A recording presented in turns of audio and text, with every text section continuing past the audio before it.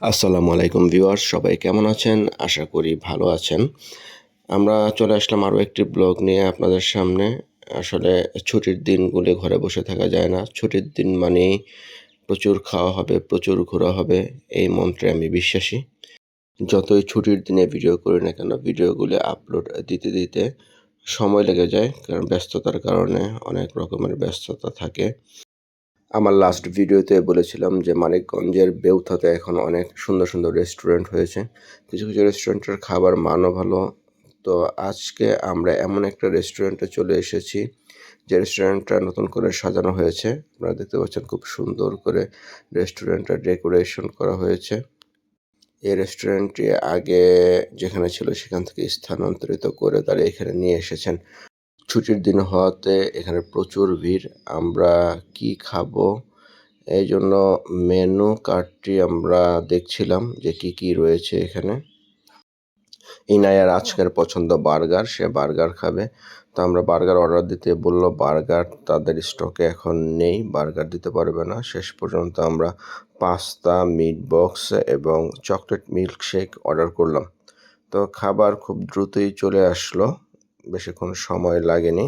আমরা মিট বক্সের প্যাকটা ওপেন করলাম। আপনারা দেখতে পাচ্ছেন যে এটা চকলেট মিল্কশেক, পুরো একটা আইসক্রিম এটার মধ্যে ঢুকিয়ে দেওয়া হয়েছে। পাস্তার আউটলুকটা ভালোই মনে হচ্ছে দেখে, যদিও আমি পাস্তা খেতে অত পছন্দ করি না। আমার কাছে বাসায় তৈরি যে পাস্তাটা সেটাই কিন্তু খুব বেশি ভালো লাগে খেতে। মিট বক্সটা ট্রাই করলাম, মিট বক্সটার টেস্টটা ভালোই ছিল। তাদের ওয়েটার, ওনার সবার সাথে কথা বললাম, সবার ব্যবহার খুব ভালো এবং তারা যথেষ্ট চেষ্টা করছে যে তাদের কাস্টমারদের কতটা ভালোভাবে সার্ভিস দেওয়া যায়। এটা কেমন পাস্তা?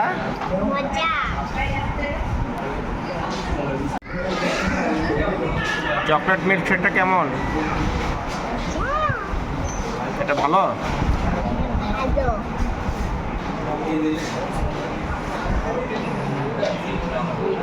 ইনায়ের কাছে সবই ভালো লাগছে। সে বার্গার না পেয়ে পাস্তা খাচ্ছে, পাস্তাও তার কাছে ভালো লাগছে, যদিও 2-4 চামচের বেশি সে খেতে পারে না। তাদের এখানে এই মিট বক্সটা ভালোই চলে, মোটামুটি অনেকেই দেখলাম যে মিট বক্স খাচ্ছে। এটা টেস্টটাও ভালো।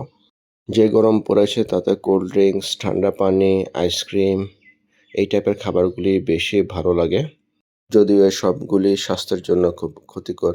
ইনায়া চকলেট মিল্কশেক থেকে চকবার আইসক্রিমটি তুলে খাওয়া শুরু করে দিয়েছে। ওনারা একটা পানি নাকি সারা মাসে ফ্রি দিয়ে থাকেন তাদের ক্লায়েন্টদেরকে। রেস্টুরেন্টে খাওয়ার পর্ব শেষ।